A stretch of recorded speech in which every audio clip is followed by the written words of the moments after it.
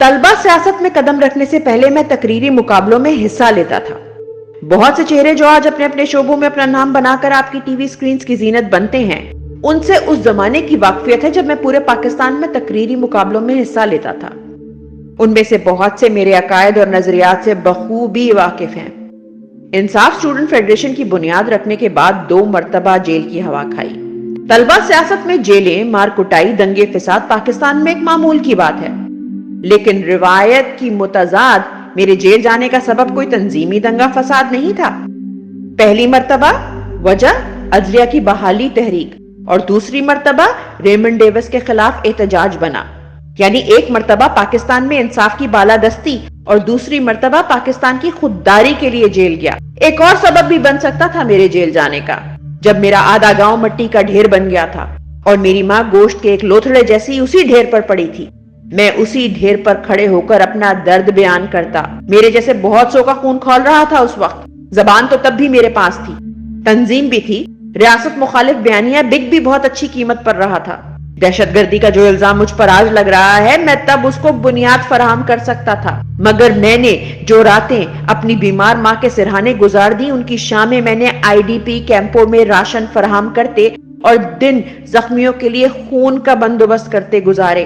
احسان نہیں جتا رہا، بس یاد دلا رہا ہوں کہ وطن کی محبت کی ہم نے صرف قیمت ادا کی ہے، وصولی کی توقع نہیں رکھی، ورنہ 4 سال کی وزارت میں میرے کھاتے میں صرف وزیر اعظم کے ساتھ 2 دن کا ایک عمرہ نہ لکھا ہوتا۔ کسی کو شک ہو تو افسران دونوں وزارتوں میں آج بھی وہی بیٹھے ہیں، پوچھ لیں۔ میں شاید پاکستان کی تاریخ میں اکلوتا وزیر ہوں گا جس کے خلاف آرمی چیف وزیر اعظم کے پاس شکایت لے کر گیا کہ بہت احتساب شروع کر رکھا ہے، تھوڑا ہاتھ ہولا رکھے۔ میں نے تو وزارت بھی ایسے کی ہے جیسے کوئی فوجی اپنے ملک کے لیے جنگ میں مورچہ سنبھالتا ہے۔ آج اگر کسی فرد نے خود کو ریاست سمجھ لیا ہے اور خود کو آئین اور قانون سے بالاتر قرار دے کے ملک کی 25 کروڑ عوام کی غیرت کی بولی لگا آیا ہے، تو میں اس کو اپنی زندگی کی قیمت پر بھی غلط کہوں گا۔ آج اگر 2-4 گنڈے اونچی کرسیوں پر بیٹھ کر خود کو خدا سمجھ بیٹھے ہیں اور لوگوں کی زندگی اور موت کے فیصلے کر رہے ہیں، تو میں اس کی خدائی کے خلاف علم بلند کروں گا۔ آج اگر کسی وطن فروش کی انا کی تسکین کے لیے میرے ہم وطنوں کے لیے زمین تنگ کی جا رہی ہے، حب الوطنوں کو قید اور قتل کیا جا رہا ہے، تو مجھ سے تسلیم کی توقع عبث ہے۔ ہاں، اگر بات ریاست پاکستان کی ہو رہی ہے تو مجھے یہ لفظوں میں ثابت کرنے کی ضرورت نہیں ہے کہ میرا ملک، میرے لوگ میرے لیے اپنی جان سے بڑھ کر ہیں۔ میں نے جب اس سے وفاداری کا حلف نہیں بھی اٹھایا تھا، تب بھی میں نے اپنی سسکتی ماں کے سرہانے سے اٹھ کر اس کے زخموں پر پھائے رکھے تھے۔ میرے کاندھے پر جب اس کی حمیت کا بار نہیں بھی تھا، میں نے تب بھی اس کی غیرت کے لیے صعوبتیں جھیلی تھیں۔ آج تمہارا سودا نہیں بک رہا تو مجھے دشمن ممالک کی ایجنسیوں سے جوڑ رہے ہو۔ میں نے راہ کی ایجنٹی کرنی ہوتی تو این ڈی ایس کے ٹاؤٹ مجھے 8 سال سے گالیاں نہ دے رہے ہوتے۔ 9 مئی سے پہلے کئی بار ریکارڈ پر لا چکا ہوں کہ دہشت گردی کی واپسی کے حوالے سے قوم کو خبردار کریں۔